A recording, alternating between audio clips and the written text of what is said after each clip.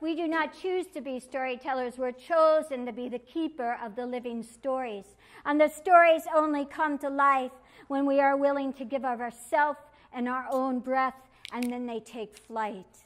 Our people know that stories are powerful medicine, for they can bring joy or they can bring tears. They can help you begin to heal, or they could wound your spirit.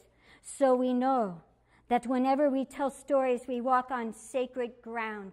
And whatever we do must give honor to the one, to the only, to the maker of things and the giver of breath, to our ancestors who have walked on across the many rivers before us, to our relatives who walk with us today, and we prepare for the 7 generations yet unborn. And the stories teach of how the world was made. It teaches of our history, of how things were long ago. It tells of today. It teaches about the tricksters. It tells us many things. And so we tell those stories and we give honor to all. And we give honor to the 4 directions, to the land of the sky, and to our earth mother, and to the place within each and every one of us.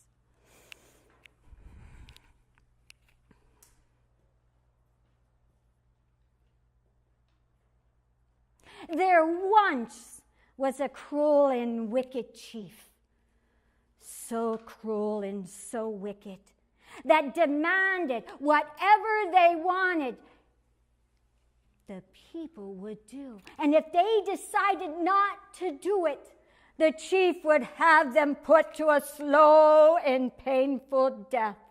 The people in the village lived in constant fear. They did not live in peace. Now, this village was beside a large marshland, and in that marshland, there were all kinds of amphibians, all kinds of insects.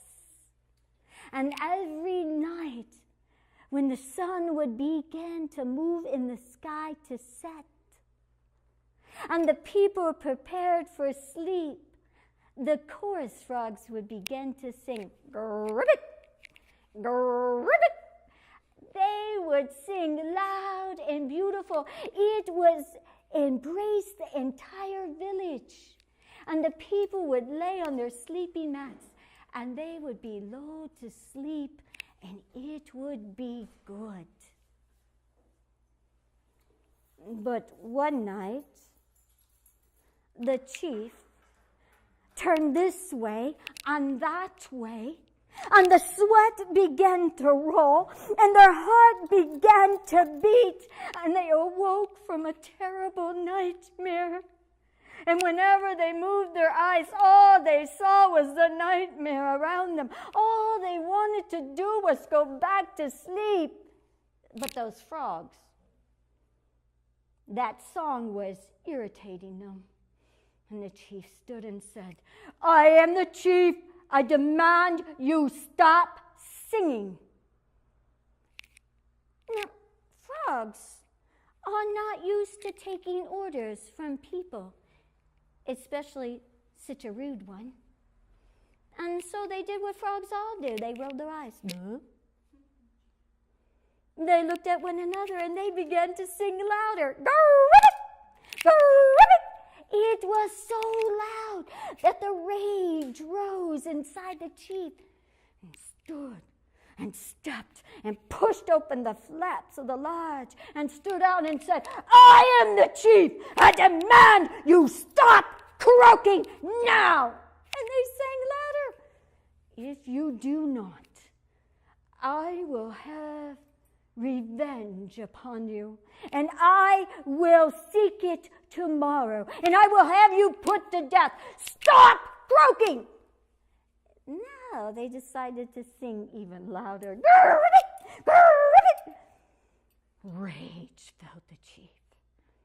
And the next morning, when the sun began to rise, the chief stood in the middle of the village and said, "Come, come!" And all of the people came.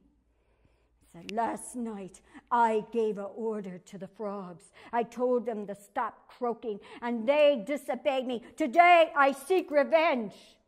Get your sticks, get your clubs, go to the marsh and kill every single one of them. Well, the people, they knew it was wrong. They started looking at each other and talking to one another. And then the chief knew. I must stop this now. And he grabbed one of the young ones and held them and said, if I hear the sound of one frog, I personally will put this child to death. When the people heard that, they grabbed their sticks and their clubs, and they headed off to the marsh to do what they knew they had to do to save his life. But they knew what they were doing was so wrong, but they could not fight. And the chief walked around. But there, on the side, was the wise old one. She had lived a long time. She had seen much. She had heard much. She had learned much. And she sat there. And the chief said, because you are old and slow, you can stay. You don't have to go to the marsh. Oh, because you are so foolish in your demands, I will speak the truth. What truth? All things are connected. What do you need? What do I mean? Oh, you will see, and you will see very soon. And he stormed off. That night the people came back, dragging their sticks and their clubs. They were covered with blood, and their eyes were red, and the tears fell, for they were ashamed of what they had done. And they embraced that young one. That night when they lay on their mats to sleep, there was no beautiful song of the frogs to lull them. There were only the images of what they had done. And they did not sleep. But that night the chief slept good, knew that the chief, he had made the right decisions. Yes! In the morning, everything, he went about in the people. There was no laughter, there was no joy. Their heads hung. But only a few days passed. And at dusk, there was a new sound that came.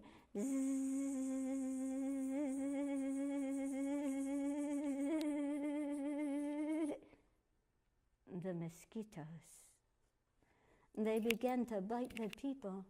They began to bite the chief. He was so angry, he said, I demand you stop biting me. If you do not, I seek revenge like I did on the frogs. And the mosquitoes, like the frogs, weren't used to taking orders from people. And they said,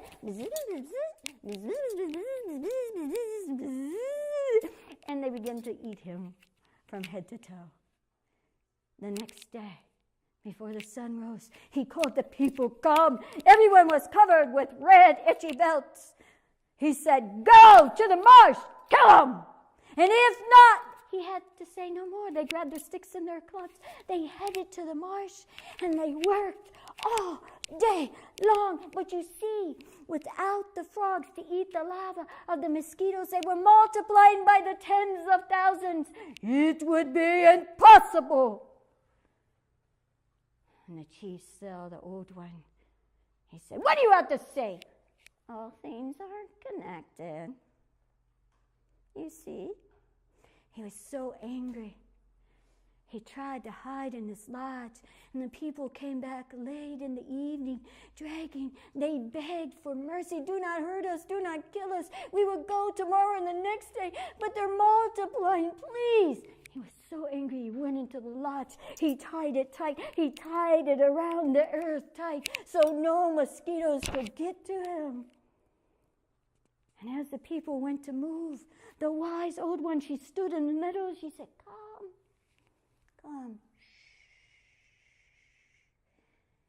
together only what you need, only what you can carry, and followed me quietly. They gathered only what they needed, only what they could carry. And the people and the dogs began to walk. And they walked, and they walked, and they walked right out of the village. We know not how long it took, but they traveled far away. And at night, the mosquitoes came. And when they went into the lodges, they saw their evening meal had left. And so they headed to the lodge of the chief. And they lifted it up. They threw it to the side and they feasted from head to toe. And the last thing the chief ever heard, all things are connected. And so our people know that this is truth. All things are connected. What you do to one thing will affect another. The way I care for the earth, if I do it in a good way, it will care for me. If I do it in a bad way, there will be no care for me. The way that I care for the water will keep and give us life. But if I poison the water, I poison the future generations to come. I poison the birds and the animals and all things that grow upon the earth. For what people have often forgot, it is not about human beings. For some only think of themselves.